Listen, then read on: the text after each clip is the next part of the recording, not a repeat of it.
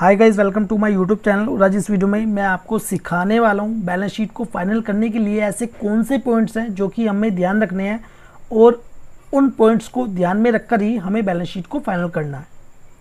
तो गाइस ये वीडियो बहुत ज़्यादा इंपॉर्टेंट होने वाली है, बने रही इस वीडियो के साथ। और यदि अभी तक आपने मेरा यूट्यूब चैनल सब्सक्राइब नहीं किया है तो कर लीजिए ऐसी बेनिफिशियल वीडियोज़ के लिए। तो गाइस चलते हैं, वो वीडियो को स्टार्ट करते हैं। सबसे पहला हमारा पॉइंट है ओपनिंग बैलेंस डालना। तो देखिए ओपनिंग बैलेंस हमें कहाँ से डालने हैं, जो आपकी लास्ट ईयर की बैलेंस शीट फाइनल हुई होगी, ठीक है, लास्ट ईयर की। तो लास्ट ईयर के जो क्लोजिंग बैलेंस होंगे वो करंट ईयर में ओपनिंग बैलेंस हो जाएंगे, ठीक है। तो आपको क्या करना है, अपने सीए से लास्ट ईयर का जो फाइनल डाटा है वो आपको लेना है। उस डाटा से आपको एक एक लेजर का जो बैलेंस है, ठीक है, लास्ट ईयर का क्लोजिंग बैलेंस और करंट ईयर का ओपनिंग बैलेंस हो जाएगा। Debtors, creditors and borrowing reconcile करना। तो देखिए जो आपके डेटर्स, क्रेडिटर्स और बोरोइंग होंगे, ठीक है, एक एक डेटर्स को, एक एक क्रेडिटर्स को या बोरोइंग्स को, ठीक है, एक एक पार्टी के लेजर से आपको मैच करना है, ठीक है। उसके लिए आप क्या कर सकते हैं, जैसे डेटर्स या क्रेडिटर्स हैं तो पार्टी का जो अकाउंट है वो आप मंगा सकते हैं और अपने टैली से मैच कर सकते हैं, ठीक है। वो आपके डेटर्स, क्रेडिटर्स, बोरोइंग रिकॉन्साइल होने चाहिए। फिर थर्ड है बैंक रिकॉन्सिलेशन तैयार करना, ठीक है। तो यदि आप एक अकाउंटेंट हैं तो आपको पता होगा बैंक रिकॉन्सिलेशन कैसे तैयार करते हैं और आपने तैयार किया भी होगा, ठीक है। फोर्थ पॉइंट है पार्टी के टीडीएस चेक करना। फिर उसके बाद फिफ्थ है ईपीएफ एंड ईएसआईसी की पेमेंट चेक करना, टाइम से जमा हुई है या नहीं हुई है। किसके लिए करते हैं, टैक्स प्लानिंग के लिए चेक करते हैं, ठीक है। तो देखिए ईपीएफ और ईएसआईसी की जो पेमेंट करते हैं वो टाइम से डिपॉजिट होनी चाहिए, ठीक है। अदरवाइज यदि टाइम से डिपॉजिट नहीं होगी, ठीक है, तो as per income tax rule ये एक्सपेंसेस ईपीएफ एंड ईएसआईसी का जो एक्सपेंसेस है ये डिसअलाउड हो जाएगा, किसमें, इनकम टैक्स में, ठीक है। तो आपको टैक्स की प्लानिंग कर लेनी है, ठीक है। जो डिसअलाउड होगा हम वो आईटीआर में, जब आईटीआर फाइलिंग होगी तो उसमें क्या होता है, जो हमारा डिसअलाउड होता है वो लेस हो जाता है, ठीक है, प्रॉफिट से। तो पहले ही टैक्स की प्लानिंग करनी है। फिर नेक्स्ट जो पॉइंट है वो है डेप्रिसिएशन की एंट्री करना। तो आपको डेप्रिसिएशन की एंट्री टैली में कर लेनी है, ठीक है। फिर उसके बाद जो नेक्स्ट पॉइंट है वो है ईयर एंडिंग में एक्सपेंसेस पेबल की एंट्री करना। तो देखिए कुछ खर्चे ऐसे होते हैं जो कि हम नेक्स्ट मंथ में जिनकी पेमेंट करते हैं, जैसे कि हमारा इलेक्ट्रिसिटी एक्सपेंसेस हो गया जिसकी पेमेंट कब होगी, अप्रैल में, ठीक है। कब होगी, अप्रैल में, यानी कि फाइनेंशियल ईयर हमारा फिनिश हो जाएगा। फिर उसके बाद नेक्स्ट मंथ में हमारी पेमेंट होगी किसकी, मार्च की। ऐसी ही सैलरी है, सैलरी हमारी जो मार्च की होगी वो कब पेमेंट होगी, वो होगी अप्रैल में।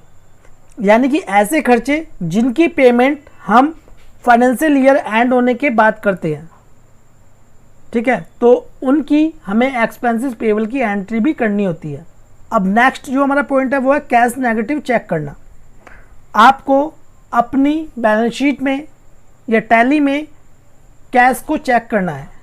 आपका जो कैश है वो नेगेटिव नहीं होना चाहिए, ठीक है। क्योंकि देखिए यदि कैश में कुछ छोटे छोटे खर्चे दिखाना चाहते हैं तो वैसे भी आप नहीं दिखा पाएंगे यदि आपका कैश नेगेटिव होगा, ठीक है। अब उसके बाद नेक्स्ट जो हमारा पॉइंट है वो है sale, purchase and tax reconcile करना, बुक्स को जीएसटी पोर्टल से चेक करना।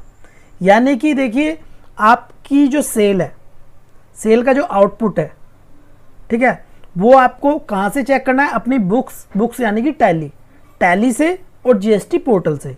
ऐसे ही परचेज, ठीक है, जो आपकी परचेज है, परचेज पे जो इनपुट है, ठीक है, इनपुट को 2B से रिकॉन्साइल करना है, ठीक है। आपका जीएसटीआर 2B और बुक्स वो बिल्कुल मैच होनी चाहिए, क्योंकि जो हमारी जीएसटीआर 2B होती है वही हमारी जीएसटीआर 3B में ऑटोफिल होती है, ठीक है। तो वो आपका बिल्कुल मैच होना चाहिए। अब उसके बाद जो नेक्स्ट हमारा पॉइंट है वो है न्यू एक्सपेंसेस को ओल्ड एक्सपेंसेस रेशियो में डालना।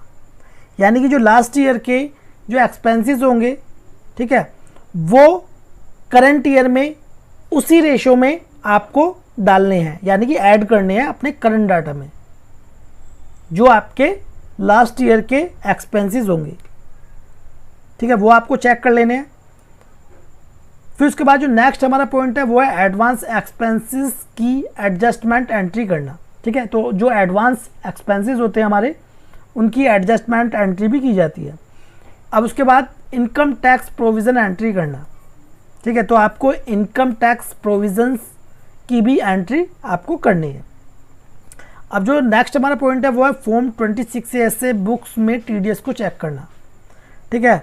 तो आपको करना क्या है, देखिए, आपको अपने CA से या आपको इनकम टैक्स पोर्टल से फॉर्म 26A जिसमें हमारा TDS TCS हमारा होता है, ठीक है, वो आपको जो भी आपका TDS पार्टी ने कट किया होगा, ठीक है, जिस भी पार्टी ने आपकी पेमेंट की होगी और TDS की यदि लायबिलिटी बनती है तो TDS काट कर डिपॉजिट किया होगा, ठीक है। तो वो हमारा कहाँ पर शो होगा, फॉर्म 26A में। तो आपको एक एक TDS को चेक करना है, ठीक है, पार्टी से कि आपने जो TDS कट किया है पार्टी ने वो आपकी बुक से मैच है या नहीं है, क्योंकि जो फॉर्म 26A में TDS या TCS होगा, ठीक है, वो आपकी टैली में करंट एसेट्स में वो आपका शो होना चाहिए, TDS या TCS, ठीक है, वो आपको चेक करना है। फिर उसके बाद नेक्स्ट जो हमारा इसमें पॉइंट है वो है ग्रॉस प्रॉफिट और नेट प्रॉफिट को सेट करना। तो कैसे सेट करना, जो लास्ट ईयर में जो ग्रॉस प्रॉफिट होगा या नेट प्रॉफिट होगा तो उसी रेशो में आपको नेट प्रॉफिट और ग्रॉस प्रॉफिट सेट करना है, ठीक है, करंट ईयर में। यानी कि आपको ग्रॉस प्रॉफिट और नेट प्रॉफिट करंट ईयर में लास्ट ईयर के मुकाबले थोड़ा बढ़ाना है।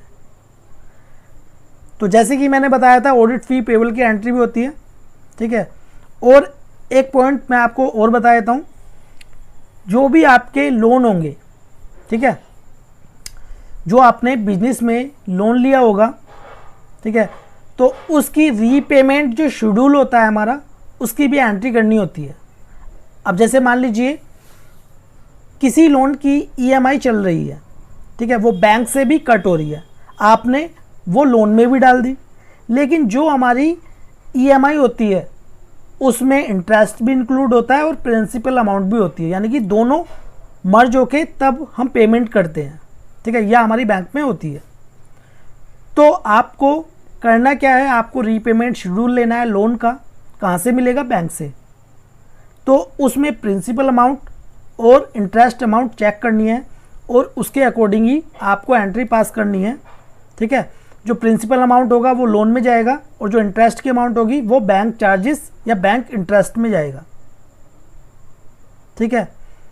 तो ये थे कुछ पॉइंट्स जो कि बैलेंस शीट फाइनल करने के लिए आप यूज़ कर सकते हैं और इनके अलावा कुछ पॉइंट्स भी हो सकते हैं, ठीक है। तो ये वीडियो आपको कैसे लगी प्लीज़ कमेंट बॉक्स में जो बताएं। वीडियो आपको अच्छी लगी तो प्लीज़ लाइक कर दें और इस वीडियो को शेयर करें अपने फ्रेंड्स के साथ। वीडियो देखने के लिए धन्यवाद।